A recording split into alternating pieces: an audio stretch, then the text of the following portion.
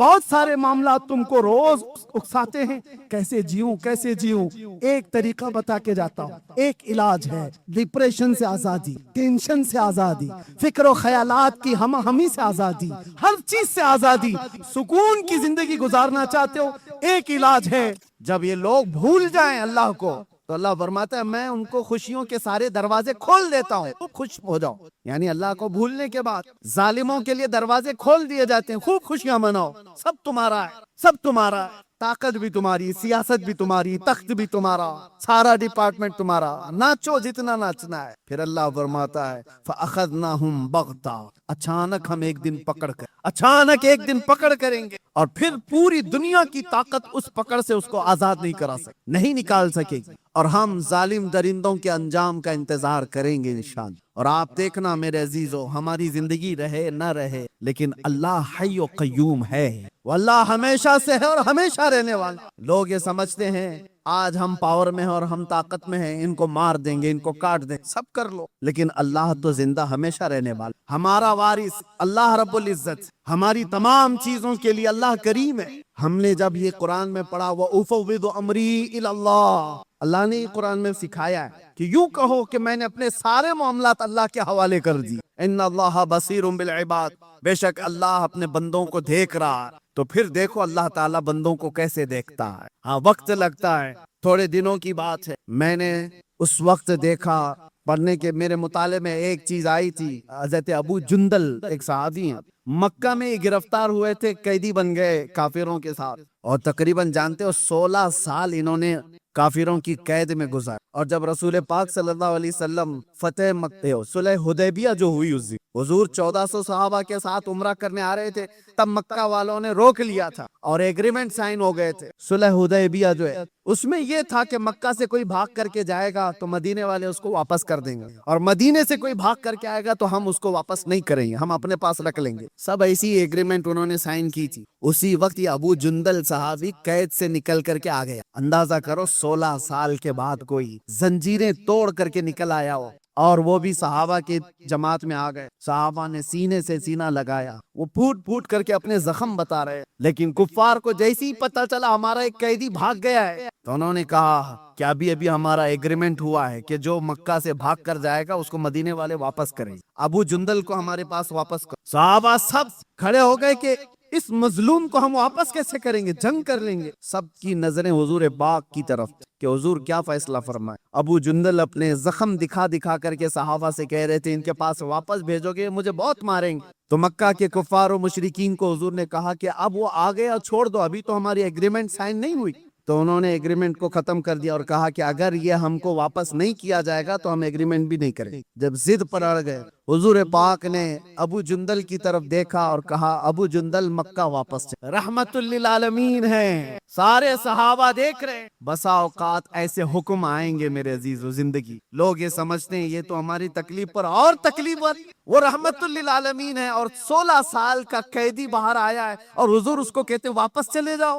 دنیا کی نظر تو یہ دیکھ رہی ہے کہ رحمت للعالمین ہے، واپس اس کو قید میں بھیج رہے ہیں، سارے صحابہ سے کہتے لڑ لو اس کو واپس نکال لو، لیکن تم نہیں جانتے جو رسول اللہ کی نظر دیکھ رہے، یہ امتحان ہے ہمارا۔ مصیبت کے بعد ہم آس لگائے ہیں اللہ اس کے رسول کی ذات سے، تو ہو سکتا ہے 2-4 مصیبتیں پھر آ جائیں، تم یہ کہو گے کہ میں نے تو ایک مصیبت سے چھٹکارے کی دعا کی تھی 4 اور آ گئی، کہیں ایسا تو نہیں کہ تمہارا ایمان بکھر جائے گا اور تم چھوڑ دو گے۔ میں نے دیکھا ہے قید کے دنوں میں کتنے ایسے ہیں جو کافر ہو جاتے، یہی کہتے ہوئے کوئی اللہ نہیں ہے، ہم تو کتنے دنوں سے دعا کر رہے ہیں، ہم پر تو اور کیس ہی کیس ہوتے جا رہے ہیں، معاذ اللہ رب العالمین۔ یہ کڑا امتحان ہے میرے عزیز، حضور نے واپس کر دیا۔ اور حیرت کی بات میں آپ کو بتاؤں، دوسرا کوئی عام معمولی آدمی ہو تو جنگ کر لے اور لڑائی کر لے، یا پھر چھوٹا ہوا قیدی اس کو جب یہ فرمان سنا دیا جائے تو بفر جائے اور کہے کہ میں تو چھوڑ دیتا ہوں، ایسا دینی کیا۔ ابو جندل کی طرف صحابہ نے دیکھا، سر جھکائے مکہ کی طرف واپس جا رہا ہے، فرمان مصطفیٰ میرے نبی کا فرمان ہے، ایمان ہو تو یہ 16 سال قید میں رہ کر کے چھوٹ کر کے آئے تھے، زخم دکھا دکھا کر رو رہے تھے، اس کے بعد رسول اللہ نے فرمایا جاؤ واپس، چوں چیرا تک نہیں کہا، یہ پوچھا بھی نہیں یا رسول اللہ واپس اس ظلم کی چکی میں پسنے جاؤں، نہیں پوچھا، سر جھکایا اور چل پڑا۔ یہی تو ایمان ہے میرے، یہی ایمان۔ میں جو بات عرض کر رہا ہوں وہ یہ کہ رسول محترم صلی اللہ تعالی علیہ وسلم کی زندگی پاک سے میں آپ کو بتاؤں، پاور جب ہو، غلبہ جب ہو، اس وقت کیسے لوگوں کے ساتھ معاملات کیے گئے۔ تو چلے کفار و مشرکین غالب آ گئے تو ان کی بات الگ ہے کہ انہوں نے اپنے ظلم کی ساری حدیں پار کر دی، ظلم کی ساری حدیں پار کر دی۔ جب غلبہ ملا تھا کافروں کو احد کے میدان میں، بدر میں مسلمانوں کو غلبہ ملا، احد میں کفار و مشرکین کو غلبہ ملا، دونوں کے درمیان زمین آسمان کا فرق ہے۔ بدر کے میدان میں بھی 70 کافر مارے گئے تھے اور احد کے میدان میں 70 مسلمان شہید ہوئے تھے، 70 مسلمان شہید ہوئے، لیکن دونوں میں فرق اتنا ہے، بدر میں جتنے 70 کافر مارے گئے تھے ایک ایک کو چن کر کے لایا گیا، ایک گڑھے میں ڈالا گیا، ساری لاشوں کو لا کر کے حضور نے ان کو خطاب بھی کیا۔ شام کے وقت حدیث پاک میں حضور ان سے بات کر رہے ہیں، بتاؤ اے مرنے والو، کیا تم کو وہ چیز مل گئی جو تمہارے خداؤں نے تم کو وعدہ کیا ہے، یا تم اپنے خداؤں سے جو یعنی امید رکھتے تھے؟ صحابہ تو یہ پوچھ رہے تھے، یا رسول اللہ آپ ان کو خطاب کر رہے ہیں، یہ تو مرے ہوئے۔ حضور فرماتے ہیں یہ زندوں سے زیادہ سنتے ہیں۔ یہ معاملہ ہے بدر کے میدان کا، پاور تھا، غلبہ تھا، اور ادھر احد کے میدان میں پاور اور غلبہ کفار کو تھا۔ کیا کیا انہوں نے؟ 70 مسلمانوں کو جو شہید کیا، امیر حمزہ کا سینہ چاک کر کے کلیجہ نکال کے چبایا تھا۔ انسانوں میں یہ حرکت ہو سکتی ہے؟ کوئی انسان یہ کر سکتا ہے؟ جانور کھاتے ہوں گے جانوروں کو، انسان نہیں۔ پاور جب ملا تو سینہ چاک کر کے کلیجہ نکال کر کے چبایا۔ دوسرے کیا کیا؟ سعد ابن ربی ان کے پیٹ کو پھاڑ دیا اور آنتڑیاں باہر نکالی، گلے میں ڈالی۔ کیا یہ انسان کر سکتا ہے؟ تیسری مثال حضرت انس بن نزیر، یہ وہ صحابی ہیں، ان کی بہن کہتی ہیں سوائے ان کی شہادت کی انگلی کے ان کا جسم ملا ہی نہیں، کچل دیا گیا، رون دیا گیا تھا، پورے جسم کو رون دیا گیا، ایک انگلی سے پہچان میں آئے کہ انس بن نزیر کی لاش۔ لاشوں کے ساتھ یہ کیا، جب پاور آیا تو طاقت آئی تو یہ کیا۔ چوتھی مثال، یہ تو ایک دو نہیں ہے، کئی مثالیں۔ عبداللہ بن جہش ایک صحابی، ان کے جسم کے 80 ٹکڑے کیے گئے اور ہر ٹکڑے کو رسی میں پرو کر ہار بنایا۔ یہ پاور جب آئے تو کفار یہ کرتے ہیں، اور رسول اللہ صلی اللہ تعالی علیہ وسلم کے ہاتھ میں جب پاور آیا۔ اب میں آپ کو بتاؤں، یہ احد کا میدان تھا جہاں جنگلی جانوروں سے زیادہ ظلم کفار و مشرکین نے کیا صحابہ کے ساتھ۔ 70 صحابہ جو شہید ہوئے ہیں، سب کی لاشوں کے ساتھ انہوں نے بہت برا سلوک کیا ہے، بہت برا سلوک کیا ہے۔ جنگی قانون بھول جاتے ہیں لوگ جب پاور میں آتے ہیں، طاقت میں آتے ہیں، اور یہی پاور جب رسول اللہ کے ہاتھ میں آیا، 10,000 کا لشکر لے کر میرے آقا 20 رمضان کو مکہ میں داخل ہو رہے ہیں۔ اس وقت جنگ کرنے جیسی نوبت بھی نہیں تھی، کفار مکہ سب بھاگے بھاگے پھر رہے تھے، مقابلہ کرنے کی طاقت نہیں تھی، خاندان بکھرے ہوئے تھے، حضور کے سامنے کھڑے ہونے کی ہمت نہیں تھی، سب چھپ رہے تھے، اور نبی پاک صلی اللہ تعالی علیہ وسلم کے صحابہ شاہانہ انداز میں حرم کعبہ میں داخل ہو رہے تھے، لبیک کی صدائیں گونج رہی تھی، حرم کعبہ کی سرزمین چومی جا رہی تھی، اور اللہ اکبر کی صداؤں سے مکہ گونج رہا تھا۔ اس وقت جانتے ہو 10,000 کا لشکر جب مکہ میں آیا ہو، ہیبت ایسی تاری تھی سب کے دلوں پر کہ لوگ دیواروں سے چپکے ہوئے کھڑے تھے، کوئی دروازوں کے اندر بند کھڑے تھے، لیکن میرے آقا صلی اللہ علیہ وسلم جب حرم کعبہ میں آئے، اذان دی گئی اور پھر مکہ والوں کو بلایا گیا، کہاں ہیں سارے لوگ؟ حیرت ہوتی، آپ کو تاریخ اٹھا کر کے دیکھو، حیرت ہوگی، جس نے حضور پاک صلی اللہ علیہ وسلم کے مقابل میں ایک دو نہیں کتنی جنگیں لڑی۔ جنگ بدر میں مقابلے میں ابو سفیان ہے، جنگ احد میں مقابلے میں ابو سفیان ہے، جنگ خندق میں مقابلے میں ابو سفیان ہے، حضور کے مقابلے میں ابو سفیان اتنی جنگیں حضور کے مقابلے میں لڑتے رہے، اور حضور اس دن اعلان کرتے ہیں مکہ کے فتح مکہ کے دن جب پاور ہاتھ میں ہے، میرے آقا فرماتے ہیں جو بھی مکہ میں ادھر ادھر چھپ کر کے بھاگ رہے ہیں ان کو ڈرنے کی ضرورت نہیں، جو میرے دادا عبد المطلب کے گھر میں آ گئے وہ پناہ میں ہے، جو ابو سفیان کے گھر میں آ گئے وہ پناہ میں ہے۔ دشمن کے گھر میں ابو سفیان کو یہ مقام دے رہے ہیں، حضور فرماتے جو ابو سفیان کے گھر میں آ گئے وہ پناہ میں ہے، جو خانہ کعبہ کے ارد گرد آ گیا وہ پناہ میں ہے، اس سے جنگ نہیں کی جائے گی، اور جو تلوار اٹھایا حضور سے مقابلہ کرنا چاہا وہ قیدی بنا کر کے لائے گئے، پکڑ کر کے لائے گئے۔ فتح مکہ کا دن ہے، صحابہ تو صحابہ ہیں جو برسوں سے جنگوں کی زندگی دیکھ رہے ہیں، حضور کے ساتھ میرے عزیزوں ان کی قربانیاں کم نہیں ہیں. حضرت ابو ہریرہ سے پوچھو، حدیثیں بتاتی ہیں ایسی ایسی جنگوں میں صحابہ گئے، کہتے ہیں کہ پیروں پر کپڑے باندھنے پڑتے تھے، سارے ناخن اکھڑ گئے.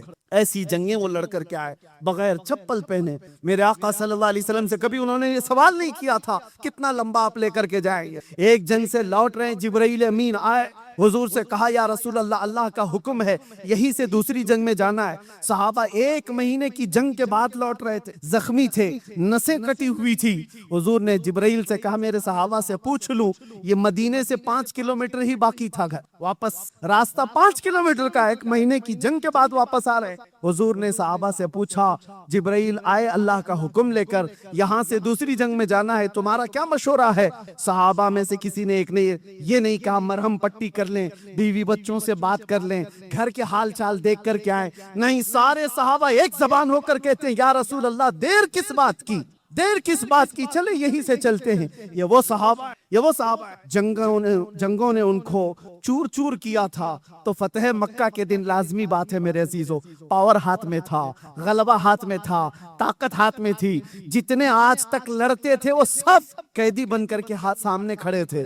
تو کسی صحابی نے اعلان کر دیا الیوم یوم الملحمہ، آج تو چھیتڑے اڑانے کا دن ہے، آج کے تو گوشت کے ٹکڑے اڑائے جائیں گے. میرے آقا نے اس صحابی کا نعرہ بدل دیا، الیوم یوم الملحمہ. ملحمہ کا مطلب ہوتا ہے گوشت کے پیس پیس کیے جائیں گے. حضور نے ان کی زبان کو بدل دیا اور کہا لا الیوم یوم الرحمہ، آج کا دن تو رحمت کا دن ہے، آج کا دن تو رحمت کا دن ہے. لاؤ دنیا میں ایسی مثال، پاور میں آ جائے، طاقت میں آ جائے تب وہ معاف کرتا. یہ ظالم کتے کیا سمجھتے ہیں، جن کے حال چال یہ ہیں کہ چھوٹی سی طاقت کے مالک بن گئے تو نہتوں پر ظلم کرتے ہو. اپنے برابر کی طاقتوں سے لڑنے کی تو ان کے اندر ہمت نہیں ہے. یہ لڑنا چاہیں تو لڑے نا، جو آج پاورفل طاقتیں ہیں یہ آپس میں کیوں نہیں لڑتے؟ اسرائیل کو لڑنا ہے تو چائنا سے جا کے لڑ، کوریا سے لڑ لے جو بیٹھا ہوا ہے. جن کے پاس پاور ہے ان سے کیوں نہیں لڑتے؟ ان کو پتا ہے ہیکڑی نکل جائے. لڑنا ہے تو ان غریب نہتوں سے جن کے پاس سبزی کاٹنے کی چاقو بھی نہیں، جن کے پاس بیمار ہو جائے تو دوائی کی گولی بھی نہیں، ان سے لڑنا ہے.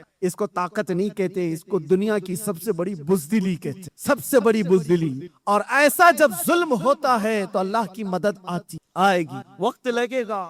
ایک مثال میں نے خالی آپ کو دی، جب میرے آقا صلی اللہ علیہ وسلم کے ہاتھ میں پاور آیا فتح مکہ کے دن، حضور نے سب کو معاف کہا کہ اذهبوا انتم الطلقاء، جاؤ آج سب کے سب تم آزاد، آج سب کے سب تم آزاد ہو. ایک بات بتاتا ہوں، صفوان بن امیہ ایک ایسا شخص ہے مکہ کا، اس نے حضور کے قتل کا منصوبہ بنایا تھا، اور وہ بھی حتیم کعبہ میں بیٹھ کر. بہت پیسے والا تھا، طاقت والا تھا. کیوں بنایا تھا؟ اس لیے کہ اس کے باپ کو جنگ بدر میں مار دیا گیا، صفوان کے باپ کو مار دیا گیا. تو حتیم کعبہ میں بیٹھ کر کے سوچا کسی کرائے کے قاتل کو لے لوں. تو کرائے کا قاتل کون ملا؟ دیکھا سیم ایشو ہونا چاہیے، دوسرے کے پاس بھی ایسی انتقام کی آگ جل رہی ہو، محمد صلی اللہ علیہ وسلم سے بدلہ لینے کی. عمیر بن وہب نام کا ایک شخص مل گیا جس کا بیٹا حضور کے پاس قیدی تھا. جنگ بدر میں جو 70 قیدی تھے اس میں ایک قیدی عمیر بن وہب کا بیٹا تھا. صفوان نے بلایا عمیر کو، کہا جتنا پیسہ چاہے اتنا دے دوں، تیرے سارے قرضے میں چکا دوں، تلوار میں دوں گا، جاؤ مدینے اور محمد کا قتل کر کے صلی اللہ علیہ وسلم. عمیر تیار ہو گیا، تلوار لے کر مدینے آ گیا. اور عمیر کو سب پہچانتے تھے، عمیر کا ایک لقب تھا شیطان قریش، آگ بھڑکانے والا آدمی. حضرت عمر کی نظر پڑ گئی، مسجد نبوی کے باہر ہی کھڑے تھے، اور حضرت عمر نے جو لفظ کہا، لوگ مجھے تانا مارتے ہیں کہ بار بار آپ یہ جملہ کیوں کہتے ہیں. سنو، عمر ابن خطاب کا جملہ حدیث میں ہے، آپ نے جیسی عمیر بن وہب کو دیکھا تو کیا کہا؟ خذو ھذا الکلب، پکڑ لو اس کتے کو. یہ میرا جملہ نہیں ہے، عمر ابن خطاب کا. ہاں، اگر ہماری زبان سے کتا نکلتا ہے تو وہ برابر جگہ کے لیے نکل، ایسا نہیں. ہاں، تو عمیر بن وہب کو پکڑنے کے لیے عمر ابن خطاب نے کہا پکڑ لیا، گردن میں گمچھا ڈال کر کے گھمایا، اور پھر حضور پاک صلی اللہ علیہ وسلم مسجد نبوی میں اندر سے جا کر کے پوچھا، آقا وہ عمیر بن وہب آیا ہے، کیا کروں اس کا؟ آپ حکم دیں تو وہی نپٹا دوں. جنگ بدر کو بھڑکانے والا وہی آدمی. حضور نے فرمایا آنے دو اندر. جب عمیر بن وہب آیا تو حضور نے پوچھا کیوں آئے ہو؟ اس نے کہا بس بیٹے کی خیر خیریت پوچھنے آیا ہوں. حضور نے فرمایا سچ بتاؤ کیوں آئے ہو؟ کہا نہیں، بس یہی میرا بیٹا آپ کے قید میں ہے، حال چال معلوم کرنے آیا. حضور نے فرمایا بیٹے کی خیر خیریت لینے کے لیے تلوار لے کے تو نہیں آتے؟ تو اس نے تلوار پھینک دی. کہا کیا فائدہ اس تلوار کا, تلواریں ہمارے پاس تھی بدر میں, پھر بھی ہم نہیں جیت پائے نا. حضور جلال میں آئے, کہا باتیں مت بناؤ عمیر, وہ بات بولو جو صفوان کے ساتھ حتیم کعبہ میں کر کے آئے ہو, وہ بات بتاؤ جو حتیم کعبہ میں بیٹھ کر کے تم کر کے آئے ہو. بس اب کیا تھا, عمیر بن وہب کا جسم کانپنے لگا. تنہائی میں بات کی تھی عمیر بن وہب نے صفوان سے اور کہا میں گواہی دیتا ہوں آپ اللہ کے سچے رسول, مجھے اپنی غلامی میں شامل کر. وہ عمیر بن وہب صحابی بن گئے. حضرت عمر بن خطاب گلے میں ہاتھ ڈال کر باہر لے کر گیا اور صحابہ سے کہا تھوڑی دیر پہلے یہ آدمی مجھے خنزیر سے زیادہ برا لگتا تھا اور اب یہ عمیر بن وہب مجھے اپنے بیٹے سے زیادہ عزیز لگتا ہے. یہ ہے اللہ کے لیے محبت, اللہ کے لیے دشمن. اب یہ واقعہ پورا میں اس لیے بتا رہا ہوں, عمیر بن وہب گیا تھا گردن لینے کے لیے, اپنی گردن دے آیا. صفوان یہاں انتظار کر رہا تھا, روز انتظار کر رہا تھا کہ کچھ نئی نیوز آئے. کوئی بھی قافلہ مدینے سے آتا اس کے پوچھتا کوئی نئی خبر ہے, کچھ بڑی خبر ہے. اس کے تو دماغ میں یہی تھا کہ آج قتل ہو گیا ہوگا, کل قتل ہو گیا ہوگا. ایک قافلہ آیا, صفوان سے کہا ہاں ایک بڑی خبر ہے تیرے لیے. کہا کیا؟ کہا تیرا پکا جگری دوست بھی مسلمان ہو گیا. وہ کہا یہ تو ڈوب مرنے کا وقت آ گیا. یہی وہ دن تھے. تھوڑے دنوں کے بعد حضور پاک صلی اللہ علیہ وسلم پورے صحابہ کی جماعت کے ساتھ مکہ میں آ گئے. فتح مکہ. اس وقت تک صفوان ایمان نہیں لایا ہے, ایمان کی بوباس بھی نہیں, انتقام کی آگ میں بھڑک رہا. جب حضور آئے اور سب کو امان دے رہے تھے, تو اس وقت صفوان بن امیہ یہ بھاگ کر کے نکل گیا مکہ سے اور لوگوں سے کہا کہ تم لوگ محمد کے ہاتھ میں آنا چاہتے ہو, اس سے بہتر ہے کہ سمندر میں چھلانگ لگاؤ, خودکشی کر لو. تو اپنے گھوڑے کو لیا اور سمندر کی طرف چلا گیا کہ میں سوسائڈ کر لوں گا, ان کے ہاتھ میں آنے سے تو اچھا ہے. حضور پاک صلی اللہ علیہ وسلم جب سب کو معافی دے رہے تھے تو عمیر بن وہب حضور کے پاس آتے ہیں. اب وہ صحابی رسول ہیں. کہا یا رسول اللہ, صفوان بھاگ کر کے گیا ہے, میں چاہتا ہوں کہ اس کو بھی آپ معافی دے دیں. اس نے اگرچہ آپ کے قتل کا منصوبہ بنایا تھا, میں ہی آیا تھا, لیکن اس کے اندر اپنے باپ کے انتقام کی آگ بھڑکی ہوئی تھی, اس لیے کیا تھا, آپ معاف کر. حضور نے دیکھا عمیر بن وہب کس کی سفارش کر رہا ہے, صفوان کی. حضور نے کچھ نہیں کہا, مسکرایا, کہا صفوان کے لیے بھی امان. یہ نہیں کہا کہ وہ ایمان لائے تو امان ہے, نہیں, جس حالت میں ہے اس حالت میں امان ہے. تو عمیر بن وہب کہتے میں ایسا دوڑا گیا صفوان کو بتانے کے لیے کہ اس کی جان بچا لوں, وہ چھلانگ نہ لگا لے. بھاگتے گھوڑے سے دوڑاتے ہوئے پا لیا صفوان کو قریب. کہا تیرے لیے بڑی خوشخبری ہے, محمد صلی اللہ علیہ وسلم اتنے رحم دل آدمی ہیں, انہوں نے تجھے معاف کر دیا ہے. صفوان کہتا ہے یہ چیز یقین کرنے کے جیسی ہے ہی نہیں, دنیا میں کون ایسا کرتا ہے, تو یا تو کوئی چال بازی کر رہا ہو. کہا نہیں, ابو سفیان کو معاف کیا, ہندا کو معاف کیا, سب بڑے بڑے لوگوں کو معاف کیا, تم کیا ہو؟ تو اس نے کہا مجھے اس وقت تک یقین نہیں ہوگا جب تک ان کی کوئی نشانی نہ دیکھ. یہ دیکھیں, ایک آدمی جو پکڑا گیا ایک قیدی ہے اور وہ اپنی بخشش کے لیے نشانی پوچھ رہا ہے. ارے ڈوبتے کو تنکے کا سہارا ہونا چاہیے, اگر فرمان بھی سن لے تو آ جانا چاہیے, لیکن وہاں نہیں. وہ کہتا ہے میں اس وقت تک یقین نہیں کروں گا جب تک نشانی نہ. عمیر بن وہب پھر سے واپس آئے اور حضور سے کہا یا رسول اللہ, وہ مان نہیں رہا ہے, وہ خودکشی کر لے گا, وہ مر جائے گا, اور اس کو میری بات پر یقین نہیں آ رہا ہے. حضور نے فرمایا کیا وہ میرے تمام حیت کو پہچانتا ہے؟ کہا کہ یا رسول اللہ, آپ کی حیت کو کون نہیں پہچان, آپ کی شکل و شباہت کو کون نہیں پہچانتا. حضور نے اپنا امامہ اتارا اور کہا یہ لے جاؤ اور اس کو بتا دو. اللہ اکبر, آتا ہے فقیروں پہ انہیں پیار کچھ ایسا, خود بھیک دیں اور خود کہیں منگتے کا بھلا. عمیر بن وہب حضور کا یہ امامہ لے کر پہنچ, دیکھتے ہی صفوان پہچان گیا یہ رسول اللہ کا امامہ. واپس پلٹ آیا سر جھکا کر کے میرے آقا کے پاس کھڑا تھا. میرے آقا نے کہا جھکاؤ نہیں, اٹھاؤ, سر اٹھاؤ, تم جس حالت میں رہنا چاہتے ہو تم آزاد ہو. اب کون آزاد رہنا چاہے گا؟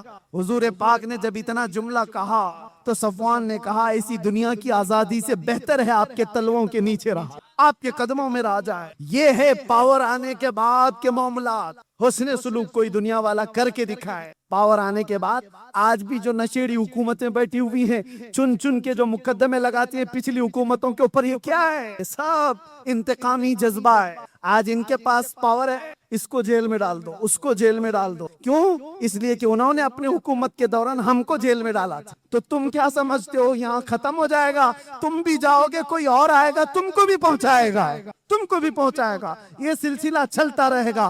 اس سلسلے کو ختم کرنا ہو تو فتح مکہ کی تاریخ پڑھو. ये हुजूर पाक की रहमत वाली तारीख पढ़ो, तभी अमन अमान आएगा, बहाल होगा। अल्लाह का हजारहा करोड़हा शुक्र है कि मौला ने ऐसे वैसे ऐरे गैरे के दीन पर नहीं रखा, हमें अल्लाह तबारक व तआला ने मुहम्मदुर रसूलुल्लाह के दीन पर रखा। उनकी न मिसाल है, न कोई मसील है, न अखलाक में, न शबाहत में, किसी चीज में कोई उनका मसील नहीं है। अल्लाह करीम आखिरी दम तक हमें हुजूर के कदमों से वाबस्ता रखे। और इसीलिए आप सबसे भी मैं यही कहता हूँ, दुनिया के सारे टेंशन, सारे डिप्रेशन, सबका इलाज एक ही है। दबाव में रहते हो, इससे डर कर उससे डर कर रहते हो, हालात से समझौता करके चलते हो, बहुत सारे मामला तुमको रोज उकसाते हैं, कैसे जीऊं कैसे जीऊं।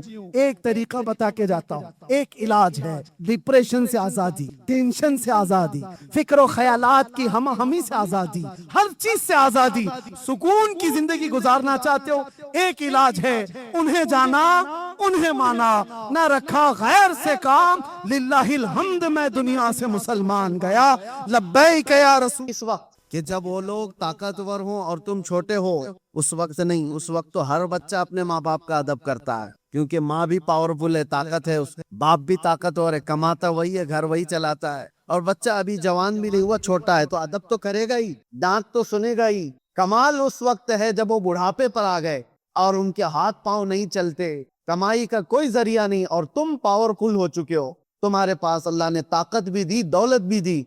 अब देखा जाए कि तुम माँ को झिड़क के बात करते हो या फिर वो अदब दिखाते। इम्तिहान तो उस वक्त है जब वो कमजोर हो जाएं और तुम ताकतवर हो जाओ। इसीलिए कुछ लोग शोहर और बीवी के साथ हुस्ने सुलूक के जो मामलात हैं, इसको भी मैं आपको बताता हूँ। किस वक्त एतबार है इस चीज का। कोई अगर ये कहता है मैं अपनी बीवी के साथ बहुत अच्छा सलूक करता हूँ, तो अगर अच्छा सलूक करता है तो ये देखा जाएगा कि किस वक्त कर रहा है। जब तेरी ताकत सब खत्म हो गई, अब तुझे बीवी की जरूरत पेश आई, उस वक्त अच्छा सलूक कर रहा है, या उस वक्त जब वो कमजोर थी और तू ताकतवर था। इसीलिए मेरे अजीजों, ये सारी मिसालें देखना है तो मोहम्मदुर रसूलुल्लाह सल्लल्लाहु अलैहि वसल्लम की जिंदगी, मेरे आका करीम सल्लल्लाहु तआला अलैहि वसल्लम की जिंदगी पाक, हुजूर पाक सल्लल्लाहु तआला अलैहि वसल्लम के अपने वालिदैन के अदब की जो मिसाल मिलती है। हुजूर के वालिदैन तो बहुत जल्दी इंतकाल कर चुके, लेकिन फिर भी हदीस में मिलता है उस वक्त नहीं जब मेरे आका सल्लल्लाहु अलैहि वसल्लम का बचपन था,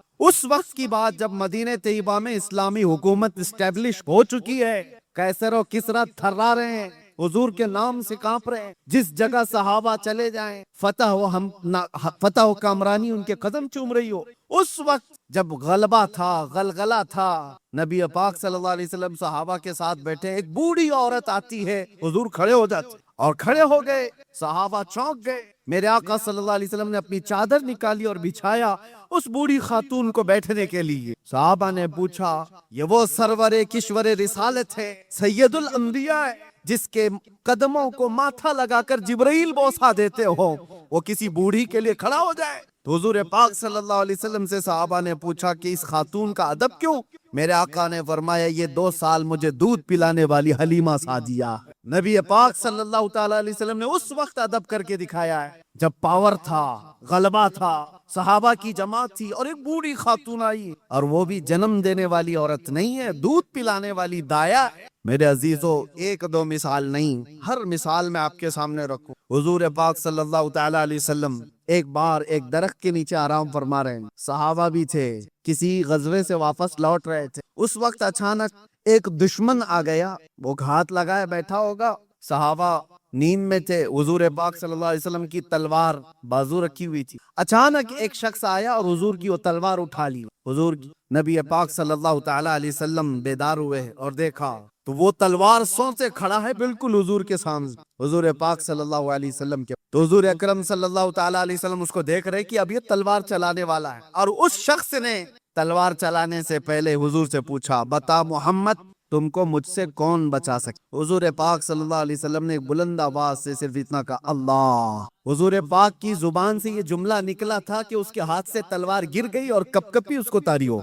जैसे ही तलवार गिरी, हुजूर ने उठा ली गाड़ी। अब आप देखें, जब काया पलट जाए, पांसा पलट जाए, پاور دوسرے کے پاس آ جائے اور اس وقت جو ہم کو ستایا ہوا آدمی ہمارے ہاتھ کے نیچے آ جائے تو پھر انسان کی فطرت کیا ہوتی ہے؟ رگڑ دو اس کو، مسل دو اس کو، پرانا بدلہ لے لو۔ جب اس کے پاس پاور تھا تو مجھے پریشان کیا اس نے، طاقت کا استعمال کیا اس نے۔ حضور پاک کے پاس تلوار ہاتھ میں آئی، اب وہ کانپنے لگا۔ حضور نے پوچھا بتا اب تجھ کو مجھ سے کون بچائے؟ وہ تو کافر تھا، وہ کافر تھا۔ حضور نے تو فرمایا تھا اللہ۔ اس نے کہا میں نے سنا ہے کہ تم کریم ابن کریم ابن کریم ہو۔ حضور پاک صلی اللہ علیہ وسلم نے فرمایا جاؤ تمہیں آزاد کر۔ تو وہ آزاد ہو کر کے گیا تھوڑی نا، بلکہ کہا کہ لا الہ الا اللہ محمد الرسول، اور اپنی قوم میں آ کر کے بتایا میں نے ایک ایسے رحم دل انسان کو دیکھا ہے، جب اس کے ہاتھ میں پاور آ گیا تو اس نے تلوار چلانے کی بجائے مجھے مسکرا کر کے آزاد کیا۔ میرے عزیزو یہ آسان بات نہیں۔ انسانی فطرت تو ایسی ہے کہ پاور کا استعمال ہر آدمی اکثر غلط کاموں میں استعمال کرتا ہے۔ وہ صرف رسول اللہ کی ذات ہے، وہ یقیناً ہمارے لیے قائد کل ہیں، ہمارے لیے نمونہ عمل ہے۔ لا کر کے دکھاؤ دنیا بھر کی طاقتیں جن کے پاس پاور آتا ہے اس کے بعد وہ کس طرح کا رولنگ کرتی۔ میں اسلام کو چھوڑ کر کے آپ کے سامنے رکھوں اگر بات، ہاں کبھی کبھار یہ درندے ہمیں ایسے بادشاہوں کی مثال لا کر کے بتاتے ہیں جن کا اسلام سے کوئی زیادہ تعلق نہیں رہا، وہ تو عیاش بادشاہ تھے، نام مسلمان ہونے سے کوئی مسلمان تھوڑی نہ ہو جاتا۔ ویسے تو ترکی کے انقلاب کے بعد مصطفیٰ کمال بادشاہ نام سے جو ریولیشن آیا تھا، سلطنت عثمانیہ ختم ہونے کے بعد ترکی میں جو بادشاہ بنایا گیا انگریزوں کی طرف سے، اس کا نام کیا تھا؟ مصطفیٰ کمال بادشاہ۔ اس نے تقریباً 10-11 سال حکومت کیا، پورے اسلام کو ختم کرنے کے لیے ایڑی چوٹی کا زور لگایا۔ قرآن پہ پابندی، اذان پہ پابندی، حجاب پہ پابندی، عربی زبان پہ پابندی۔ 11 سال کی حکومت میں نام کیا تھا؟ مصطفیٰ کمال۔ نام ہو جانے سے کوئی مسلمان نہیں ہوتا، ہاں یہ بات یاد رکھے۔ مثال لاؤ ایسی کہ ابو بکر و عمر و عثمان و حیدر رضی اللہ تعالیٰ عنہما جیسے، کہ ان کے دور خلافت میں اگر آپ کو ہزاروں مثالیں رکھوں، پاور تھا، غلبہ تھا، طاقت تھی، تب پھر کس طرح کا استعمال کیا ہے۔ آج دنیا کو دیکھو، نہتوں پر جو ظلم کیا جاتا ہے، برابر کا مقابلہ ہو تو سمجھ میں آئے کہ دو پہلوان میدان میں لڑ رہے ہیں۔ فلسطین اور اسرائیل کے معاملات کو پوری دنیا جانتی، ایک طرف کنکر اور پتھر لے کر لڑنے والے بچے اور ایک طرف پیٹروٹ میزائل پوری دنیا کو سپلائی کرنے والی ہائی ٹیکنالوجی پاور والی طاقت۔ کوئی مقابلہ ہے؟ کوئی مقابلہ نہیں، لیکن دنیا دیکھ رہی ہے۔ اور حقیقت میں بتاؤں، حق و باطل کے معاملات جب بھی ٹکرائے نا، برابری کبھی ہوئی نہیں، برابری ہوئی نہیں۔ ایک طرف 82 لوگ ہیں اور ایک طرف 22,000 کا لشکر کربلا کے میدان میں۔ 82 کا ڈبل کر دو، ٹرپل کر دو، 4 گنا کر دو، سمجھ میں آئے کہ یہ لوگ ڈبل تھے یہ ٹرپل تھے؟ نہیں، ارے کتنے گنا زیادہ۔ 80 لوگوں کے مقابل میں اگر 22,000 آئے تو کوئی کمپیریزن ہو سکتا ہے؟ کوئی مقابلہ ہے ان کا؟ لیکن حق و باطل کی لڑائیاں ہمیشہ ایسی رہی۔ اور دوسری ایک مثال آپ کو بتاؤں، صلاح الدین ایوبی، ایک ایسی جنگ لڑا اس مرد مجاہد نے کہ ساری صلیبی طاقتیں جمع ہو گئی تھی اور 4 لاکھ کی فوج جمع ہو گئی۔ 4 لاکھ کی فوج صلیبیوں کے پاس، اگر 4 لاکھ انسان کھڑے کر دیا جائے نا تو سروں کا سمندر نظر آئے گا، سروں کا سمندر ہوگا۔ اور اس وقت صلاح الدین ایوبی کے سامنے ایسا چیلنج تھا، بکھری ٹوٹی ہوئی سب فوج ملانے کے بعد صلاح الدین کے پاس صرف 12,000 کا لشکر تھا۔ 12,000 کا مقابلہ 24,000 سے ہو تو سمجھ میں آئے، 48,000 سے ہو تو سمجھ میں آئے، لیکن 12,000 کا مقابلہ 4 لاکھ سے ہونے والا ہے۔ ایگریمنٹ سائن کر لو، صلح کر کے ختم کر کے چلے جاؤ۔ صلاح الدین نے اپنے فوجیوں سے پوچھا کیا ارادہ ہے تمہارا؟ صلیبی طاقتیں سب جمع ہیں اور ہماری تعداد کم ہے۔ کیسے جوان اس لشکر میں شامل تھے، اپنے سپہ سالار سے کہتے ہیں صلاح الدین، اگر رسول اللہ صلی اللہ علیہ وسلم کے صحابہ تعداد دیکھ کر میدان میں اترتے تھے تو ہم بھی دیکھ کر اتریں گے، اور اگر وہ اللہ اس کے رسول کے بھروسے اترتے تھے تو ہم بھی ان کے نقش قدم پر اللہ اور رسول کے بھروسے اتریں۔ ہم نے تعداد نہیں دیکھی، تعداد نہیں دیکھی، اللہ کی مدد آئی۔ اور تاریخ لکھنے والے انگریز لوگ ہیں، عیسائی لوگ ہیں، کتابیں آج بھی مارکیٹ میں مل جائیں گی آپ۔ یہ 4 لاکھ کا مقابلہ جو 12,000 سے ہوا تھا، تاریخ کی ایک ایسی جنگ ہے، انگریز مورخ لکھتے ہیں کہ صلاح الدین کو اور ان کی فوجوں کو قیامت تک فراموش نہیں کر سکتے صلیبی لوگ، اس لیے کہ اس جنگ میں اس نے چھیتڑے اڑا دیے تھے اور ٹکڑے ٹکڑے کر دیے تھے، سب کو بکھیر دیا تھا۔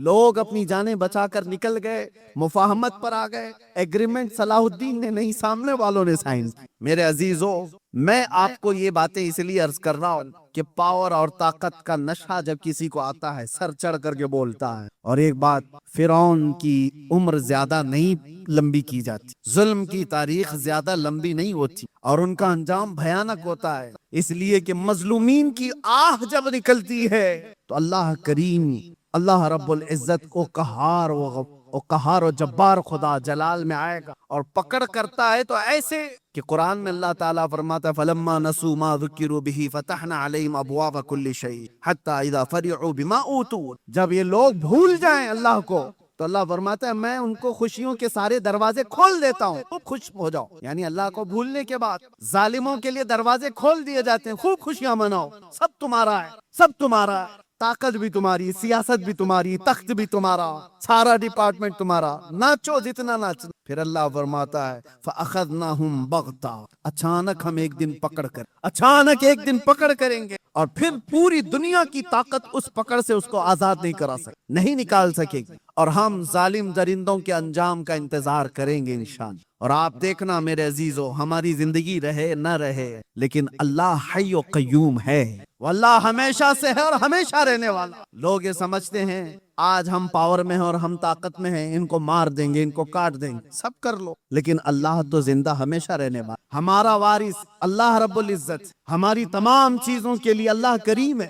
ہم نے جب یہ قرآن میں پڑھا وَأُفَوِّضُ أَمْرِي إِلَى اللَّهِ، اللہ نے یہ قرآن میں سکھایا ہے کہ یوں کہو کہ میں نے اپنے سارے معاملات اللہ کے حوالے کر دی، ان اللہ بصیر بالعباد، بے شک اللہ اپنے بندوں کو دیکھ رہا ہے۔ تو پھر دیکھو اللہ تعالیٰ بندوں کو کیسے دیکھتا ہے، ہاں وقت لگتا ہے، تھوڑے دنوں کی بات ہے، میں نے اس وقت دیکھا پڑھنے کے میرے مطالعے میں ایک چیز آئی تھی، حضرت ابو جندل ایک صحابی ہیں، مکہ میں گرفتار ہوئے تھے، قیدی بن گئے کافروں کے ساتھ، اور تقریباً جانتے ہو 16 سال انہوں نے کافروں کی قید میں گزار، اور جب رسول پاک صلی اللہ علیہ وسلم فتح مکہ صلح حدیبیہ جو ہوئی، اس دی حضور 1400 صحابہ کے ساتھ عمرہ کرنے آ رہے تھے، تب مکہ والوں نے روک لیا تھا اور ایگریمنٹ سائن ہو گئے تھے۔ صلح حدیبیہ جو ہے اس میں یہ تھا کہ مکہ سے کوئی بھاگ کر کے جائے گا تو مدینے والے اس کو واپس کر دیں گے، اور مدینے سے کوئی بھاگ کر کے آئے گا تو ہم اس کو واپس نہیں کریں گے، ہم اپنے پاس رکھ لیں گے، سب ایسی ایگریمنٹ انہوں نے سائن کی تھی۔ اسی وقت یہ ابو جندل صحابی قید سے نکل کر کے آ گئے، اندازہ کرو 16 سال کے بعد کوئی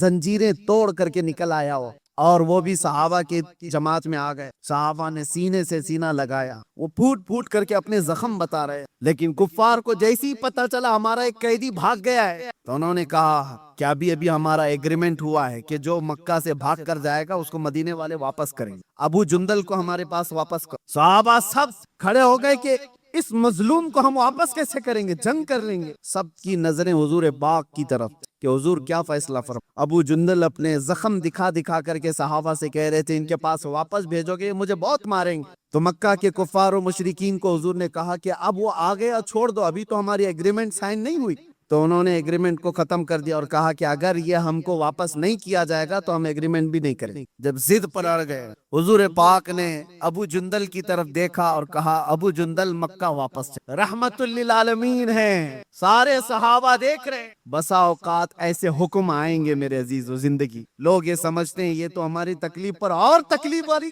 وہ رحمت للعالمین ہے، اور 16 سال کا قیدی باہر آیا ہے اور حضور اس کو کہتے واپس چلے جاؤ۔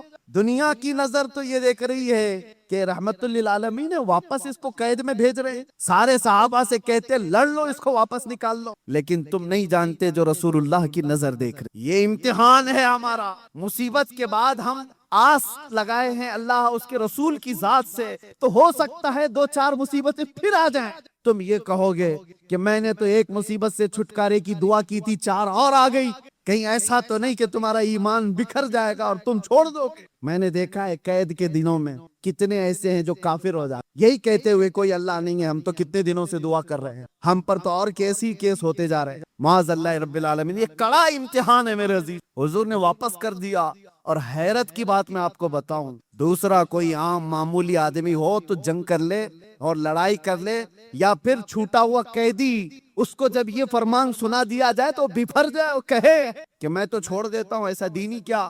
ابو جندل کی طرف صحابہ نے دیکھا، سر جھکائے مکہ کی طرف واپس جا رہا ہے۔ فرمان مصطفیٰ میرے نبی کا فرمان ہے، ایمان ہو تو یہ 16 سال قید میں رہ کر کے چھوٹ کر کے آئے تھے، زخم دکھا دکھا کر رو رہے تھے، اس کے بعد رسول اللہ نے فرمایا جاؤ واپس، چوں چیرا تک نہیں کہا، یہ پوچھا بھی نہیں یا رسول اللہ واپس اس ظلم کی چکی میں پسنے جاؤں، نہیں پوچھا، سر جھکایا اور چل پڑا۔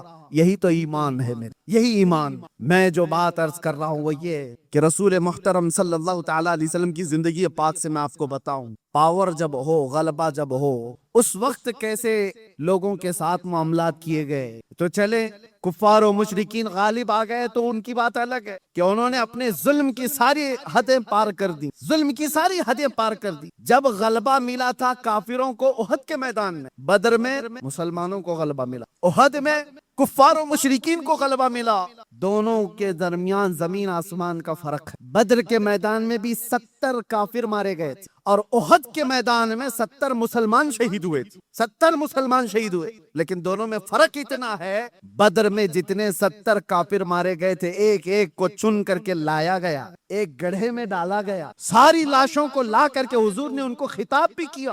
شام کے وقت حدیث پاک میں حضور ان سے بات کر رہے تھے، بتاؤ اے مرنے والو، کیا تم کو وہ چیز مل گئی جو تمہارے خداؤں نے تم کو وعدہ کیا ہے، یا تم اپنے خداؤں سے جو یعنی امید رکھتے تھے؟ صحابہ تو یہ پوچھ رہے تھے یا رسول اللہ آپ ان کو خطاب کر رہے ہیں، یہ تو مرے ہوئے۔ حضور فرماتے ہیں یہ زندوں سے زیادہ سنتے ہیں۔ یہ معاملہ ہے بدر کے میدان کا، پاور تھا، غلبہ تھا، اور ادھر احد کے میدان میں پاور اور غلبہ کفار کو تھا۔ کیا کیا انہوں نے؟ 70 مسلمانوں کو جو شہید کیا، امیر حمزہ کا سینہ چاک کر کے کلیجہ نکال کے چبایا تھا۔ انسانوں میں یہ حرکت ہو سکتی ہے؟ کوئی انسان یہ کر سکتا ہے؟ جانور کھاتے ہوں گے جانوروں کو، انسان نہیں۔ پاور جب ملا تو سینہ چاک کر کے کلیجہ نکال کر کے چبایا۔ دوسرے کیا کیا؟ سعد ابن ربی ان کے پیٹ کو پھاڑ دیا اور انتڑیاں باہر نکالی، گلے میں ڈالی۔ کیا یہ انسان کر سکتا ہے؟ تیسری مثال حضرت انس بن نزیر، یہ وہ صحابی ہیں، ان کی بہن کہتی ہیں سوائے ان کی شہادت کی انگلی کے ان کا جسم ملا ہی نہیں، کچل دیا گیا تھا، رون دیا گیا تھا، پورے جسم کو رون دیا گیا، ایک انگلی سے پہچان میں آئے کہ انس بن نزیر کی لاش۔ لاشوں کے ساتھ یہ کیا، جب پاور آیا تو طاقت آئی تو یہ کیا۔ چوتھی مثال، یہ تو ایک دو نہیں ہے، کئی مثالیں۔ عبداللہ بن جہش ایک صحابی، ان کے جسم کے 80 ٹکڑے کیے گئے اور ہر ٹکڑے کو رسی میں پرو کر ہار بنایا۔ یہ پاور جب آئے تو کفار یہ کرتے ہیں، اور رسول اللہ صلی اللہ تعالی علیہ وسلم کے ہاتھ میں جب پاور آیا۔ اب میں آپ کو بتاؤں، یہ احد کا میدان تھا جہاں جنگلی جانوروں سے زیادہ ظلم کفار و مشرکین نے کیا صحابہ کے ساتھ۔ 70 صحابہ جو شہید ہوئے ہیں، سب کی لاشوں کے ساتھ انہوں نے بہت برا سلوک کیا ہے، بہت برا سلوک کیا ہے۔ جنگی قانون بھول جاتے ہیں لوگ جب پاور میں آتے ہیں، طاقت میں آتے ہیں، اور یہی پاور جب رسول اللہ کے ہاتھ میں آیا، 10,000 کا لشکر لے کر میرے آقا 20 رمضان کو مکہ میں داخل ہو رہے ہیں۔ اس وقت جنگ کرنے جیسی نوبت بھی نہیں تھی، کفار مکہ سب بھاگے بھاگے پھر رہے تھے، مقابلہ کرنے کی طاقت نہیں تھی، خاندان بکھرے ہوئے تھے، حضور کے سامنے کھڑے ہونے کی ہمت نہیں تھی، سب چھپ رہے تھے، اور نبی پاک صلی اللہ تعالی علیہ وسلم کے صحابہ شاہانہ انداز میں حرم کعبہ میں داخل ہو رہے تھے، لبیک کی صدائیں گونج رہی تھی، حرم کعبہ کی سرزمین چومی جا رہی تھی، اور اللہ اکبر کی صداؤں سے مکہ گونج رہا تھا۔ اس وقت جانتے ہو 10,000 کا لشکر جب مکہ میں آیا ہو، ہیبت ایسی طاری تھی سب کے دلوں پر کہ لوگ دیواروں سے چپکے ہوئے کھڑے تھے، کوئی دروازوں کے اندر بند کھڑے تھے، لیکن میرے آقا صلی اللہ علیہ وسلم جب حرم کعبہ میں آئے، اذان دی گئی اور پھر مکہ والوں کو بلایا گیا، کہاں ہیں سارے لوگ؟ حیرت ہوتی، آپ کو تاریخ اٹھا کر کے دیکھو، حیرت ہوگی، جس نے حضور پاک صلی اللہ علیہ وسلم کے مقابل میں ایک دو نہیں کتنی جنگیں لڑی۔ جنگ بدر میں مقابلے میں ابو سفیان ہے، جنگ احد میں مقابلے میں ابو سفیان ہے، جنگ خندق میں مقابلے میں ابو سفیان ہے، حضور کے مقابلے میں ابو سفیان اتنی جنگیں حضور کے مقابلے میں لڑتے رہے، اور حضور اس دن اعلان کرتے ہیں مکہ کے فتح مکہ کے دن جب پاور ہاتھ میں ہے، میرے آقا فرماتے ہیں جو بھی مکہ میں ادھر ادھر چھپ کر کے بھاگ رہے ہیں ان کو ڈرنے کی ضرورت نہیں، جو میرے دادا عبد المطلب کے گھر میں آ گئے وہ پناہ میں ہے، جو ابو سفیان کے گھر میں آ گئے وہ پناہ میں ہے۔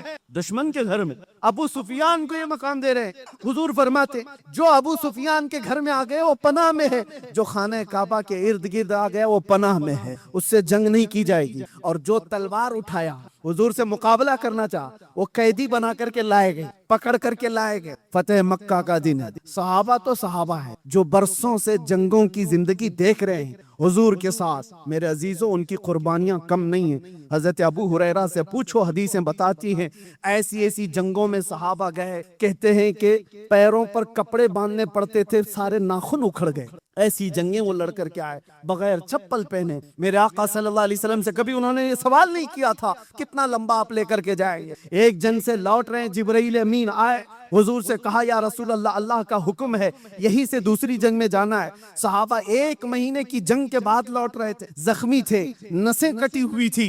حضور نے جبرائیل سے کہا میرے صحابہ سے پوچھ لوں، یہ مدینے سے 5 کلومیٹر ہی باقی تھا گھر، واپس راستہ 5 کلومیٹر کا، 1 مہینے کی جنگ کے بعد واپس آ رہے ہیں۔ حضور نے صحابہ سے پوچھا جبرائیل آئے اللہ کا حکم لے کر، یہاں سے دوسری جنگ میں جانا ہے، تمہارا کیا مشورہ ہے؟ صحابہ میں سے کسی نے ایک نے یہ نہیں کہا مرہم پٹی کر لیں، بیوی بچوں سے بات کر لیں، گھر کے حال چال دیکھ کر کے آئیں، نہیں، سارے صحابہ ایک زبان ہو کر کہتے ہیں یا رسول اللہ دیر کس بات کی، دیر کس بات کی، چلے یہی سے چلتے ہیں۔ یہ وہ صحابہ جنگوں نے ان کو چور چور کیا تھا، تو فتح مکہ کے دن لازمی بات ہے میرے عزیزو، پاور ہاتھ میں تھا، غلبہ ہاتھ میں تھا، طاقت ہاتھ میں تھی، جتنے آج تک لڑتے تھے وہ سب قیدی بن کر کے ہاتھ سامنے کھڑے تھے۔ تو کسی صحابی نے اعلان کر دیا الیوم یوم الملحمہ، آج تو چھیترے اڑانے کا دن ہے، آج کے تو گوشت کے ٹکڑے اڑائے جائیں گے۔ میرے آقا نے اس صحابی کا نعرہ بدل دیا، الیوم یوم الملحمہ، ملحمہ کا مطلب ہوتا ہے گوشت کے پیس پیس کیے جائیں گے۔ حضور نے ان کی زبان کو بدل دیا اور کہا لا لا، الیوم یوم الرحمہ، آج کا دن تو رحمت کا دن ہے، آج کا دن تو رحمت کا دن ہے۔ لاؤ دنیا میں ایسی مثال، پاور میں آ جائے، طاقت میں آ جائے، تب وہ معاف کرتا۔ یہ ظالم کتے کیا سمجھتے ہیں، جن کے حال چال یہ ہیں کہ چھوٹی سی طاقت کے مالک بن گئے تو نہتوں پر ظلم کرتے ہو، اپنے برابر کی طاقتوں سے لڑنے کی تو ان کے اندر ہمت نہیں ہے۔ یہ لڑنا چاہے تو لڑے نا، جو آج پاورفل طاقتیں ہیں یہ آپس میں کیوں نہیں لڑتے؟ اسرائیل کو لڑنا ہے تو چائنا سے جا کے کوریا سے لڑ لے جو بیٹھا ہوا ہے، جن کے پاس پاور ہے ان سے کیوں نہیں لڑتے؟ ان کو پتا ہے ہیکڑی نکل جائے، لڑنا ہے تو ان غریب نہتوں سے جن کے پاس سبزی کاٹنے کی چاقو بھی نہیں، جن کے پاس بیمار ہو جائے تو دوائی کی گولی بھی نہیں، ان سے لڑنا ہے۔ اس کو طاقت نہیں کہتے، اس کو دنیا کی سب سے بڑی بزدلی کہتے، سب سے بڑی بزدلی۔ اور ایسا جب ظلم ہوتا ہے تو اللہ کی مدد آئے گی، وقت لگے گا۔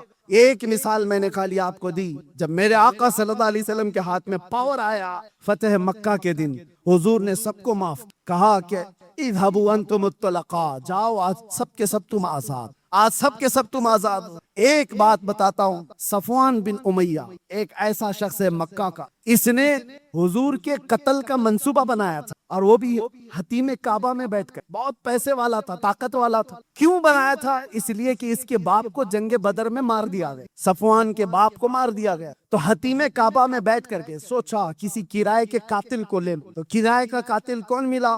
دیکھا سیم ایشو ہونا چاہیے، دوسرے کے پاس بھی ایسی انتقام کی آگ جل رہی ہو، محمد صلی اللہ علیہ وسلم سے بدلہ لینے کی۔ عمیر بن وہب نام کا ایک شخص مل گیا جس کا بیٹا حضور کے پاس قیدی تھا، جنگ بدر میں جو 70 قیدی تھے اس میں ایک قیدی عمیر بن وہب کا بیٹا تھا۔ صفوان نے بلایا عمیر کو، کہا جتنا پیسہ چاہے اتنا دے دوں، تیرے سارے قرضے میں چکا دوں، تلوار میں دوں گا، جاؤ مدینے اور محمد کا قتل کر کے آؤ صلی اللہ علیہ وسلم۔ عمیر تیار ہو گیا، تلوار لے کر مدینے آ گیا، اور عمیر کو سب پہچانتے تھے۔ عمیر کا ایک لقب تھا شیطان قریش، آگ بھڑکانے والا آدمی۔ حضرت عمر کی نظر پڑ گئی، مسجد نبوی کے باہر ہی کھڑے تھے، اور حضرت عمر نے جو لفظ کہا، لوگ مجھے تانا مارتے ہیں کہ بار بار آپ یہ جملہ کیوں کہتے ہیں، سنو عمر ابن خطاب کا جملہ حدیث میں ہے، آپ نے جیسی عمیر بن وہب کو دیکھا تو کیا کہا، خذو ھذا الکلب، پکڑ لو اس کتے کو۔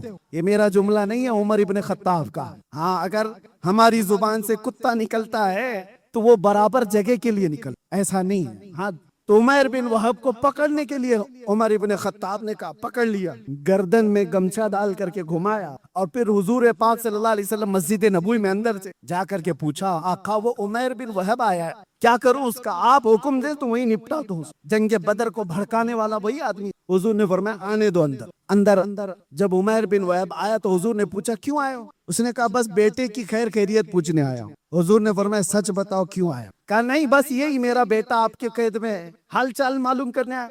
हुजूर ने फरमाया, बेटे की खैर खैरियत लेने के लिए तलवार लेके तो नहीं आते? तो उसने तलवार फेंक दी। कहा, क्या फायदा इस तलवार का, तलवारें हमारे पास थी बदर में, फिर भी हम नहीं जीत पाए ना।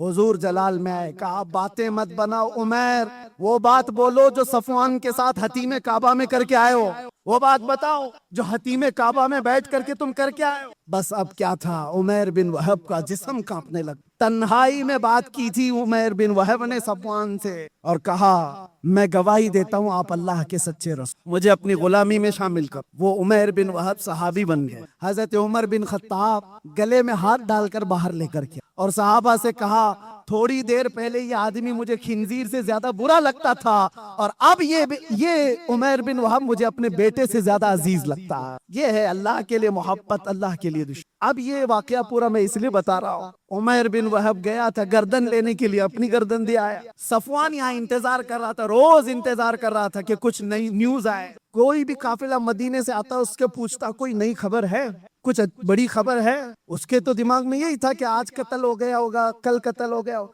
एक काफिला आया, सफवान से कहा, हाँ एक बड़ी खबर है तेरे लिए। कहा, क्या?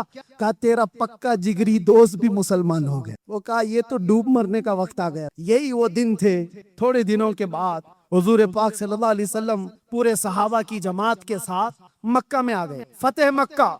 उस वक्त तक सफवान ईमान नहीं लाया है, ईमान की बूबास भी नहीं, इंतकाम की आग में भड़क रहा। जब हुजूर आए और सबको अमान दे रहे थे, सबको अमान दे रहे थे, तो उस वक्त सफवान बिन उमैया ये भाग करके निकल गया मक्का से और लोगों से कहा कि तुम लोग मोहम्मद के हाथ में आना चाहते हो, इससे बेहतर है कि समंदर में छलांग लगाओ, खुदकुशी कर लो।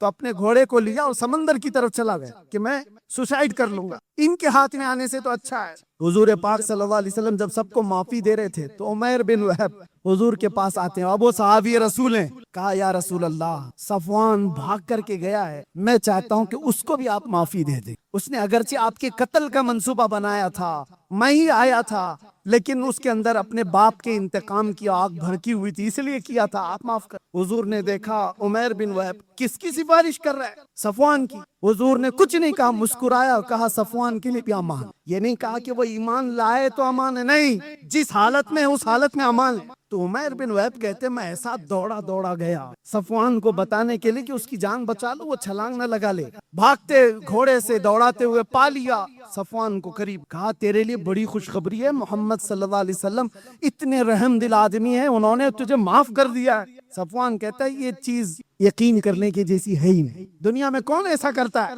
तू या तो कोई चालबाजी कर रहा हो। कहा, नहीं, अबू सुफियान को माफ किया, हिंदा को माफ किया, सब बड़े बड़े लोगों को माफ किया, तुम क्या हो? तो उसने कहा, मुझे उस वक्त तक यकीन नहीं होगा जब तक उनकी कोई निशानी न देख। ये देखें, एक आदमी जो पकड़ा गया एक कैदी है और वो अपनी बख्शिश के लिए निशानी पूछ रहा है। अरे डूबते को तिनके का सहारा होना चाहिए, अगर फरमान भी सुन ले तो आ जाना चाहिए, लेकिन वहां नहीं। वो कहता है, मैं उस वक्त तक यकीन नहीं करूंगा जब तक निशानी ना। उमैर बिन वहब फिर से वापस आए और हुजूर से कहा, या रसूल अल्लाह, वो मान नहीं रहा है, वो खुदकुशी कर लेगा, वो मर जाएगा और उसको मेरी बात पर यकीन नहीं आ रहा है। हुजूर ने फरमाया, क्या वो मेरे तमाम हैयत को पहचानता है? कहा कि या रसूल अल्लाह, आपकी हैयत को कौन नहीं पहचानता, आपकी शक्ल और शबाहत को कौन नहीं पहचानता। हुजूर ने अपना अमामा उतारा और कहा, ये ले जाओ और उसको बता दो। अल्लाह अकबर, आता है फकीरों पे उन्हें प्यार कुछ ऐसा, खुद भीख दे और खुद कहे मंगते का भला। उमैर बिन वहब हुजूर का ये अमामा लेकर पहुंच, देखते ही सफवान पहचान गया ये रसूलुल्लाह का अमामा। वापस पलट आया, सर झुका करके मेरे आका के पास खड़ा था। मेरे आका ने कहा, सर झुकाओ नहीं, उठाओ, सर उठाओ, तुम जिस हालत में रहना चाहते हो तुम आजाद हो। अब कौन आजाद रहना चाहे, कौन आजाद रहना चाहेगा? हुजूर पाक ने जब इतना जुमला कहा تو صفوان نے کہا اسی دنیا کی آزادی سے بہتر ہے آپ کے تلووں کے نیچے رہا، آپ کے قدموں میں رہ جائے۔ یہ ہے پاور آنے کے بعد کے معاملات۔ حسن سلوک کوئی دنیا والا کر کے دکھائے۔ پاور آنے کے بعد آج بھی جو نشیڑی حکومتیں بیٹھی ہوئی ہیں، چن چن کے جو مقدمے لگاتی ہیں پچھلی حکومتوں کے اوپر، یہ کیا ہے؟ یہ سب انتقامی جذبہ ہے۔ آج ان کے پاس پاور ہے، اس کو جیل میں ڈال دو، اس کو جیل میں ڈال دو۔ کیوں؟ اس لیے کہ انہوں نے اپنے حکومت کے دوران ہم کو جیل میں ڈالا تھا۔ تو تم کیا سمجھتے ہو یہاں ختم ہو جائے گا؟ تم بھی جاؤ گے، کوئی اور آئے گا تم کو بھی پہنچائے گا، تم کو بھی پہنچائے گا۔ یہ سلسلہ چلتا رہے گا۔ اس سلسلے کو ختم کرنا ہو تو فتح مکہ کی تاریخ پڑھو، یہ حضور پاک کی رحمت والی تاریخ پڑھو، تبھی امن و امان آئے گا، بحال ہوگا۔ اللہ کا ہزارہا کروڑہا شکر ہے کہ مولا نے ایسے ویسے ایرے غیرے کے دین پر نہیں رکھا، ہمیں اللہ تبارک و تعالیٰ نے محمد الرسول اللہ کے دین پر رکھا۔ ان کی نہ مثال ہے، نہ کوئی مثیل ہے، نہ اخلاق میں، نہ شباہت میں، کسی چیز میں کوئی ان کا مثیل نہیں ہے۔ اللہ کریم آخری دم تک ہمیں حضور کے قدموں سے وابستہ رکھے۔ اور اسی لیے آپ سب سے بھی میں یہی کہتا ہوں، دنیا کے سارے ٹینشن، سارے ڈپریشن، سب کا علاج ایک ہی ہے۔ دباؤ میں رہتے ہو، اس سے ڈر کر اس سے ڈر کر رہتے ہو، حالات سے سمجھوتا کر کے چلتے ہو، بہت سارے معاملات تم کو روز اکساتے ہیں، کیسے جیوں کیسے جیوں۔ ایک طریقہ بتا کے جاتا ہوں، ایک علاج ہے، ڈپریشن سے آزادی، ٹینشن سے آزادی، فکر و خیالات کی ہم ہمی سے آزادی، ہر چیز سے آزادی، سکون کی زندگی گزارنا چاہتے ہو، ایک علاج ہے، انہیں جانا انہیں مانا، نہ رکھا غیر سے کام، للہ الحمد میں دنیا سے مسلمان گیا، لبیک یا رسول اللہ۔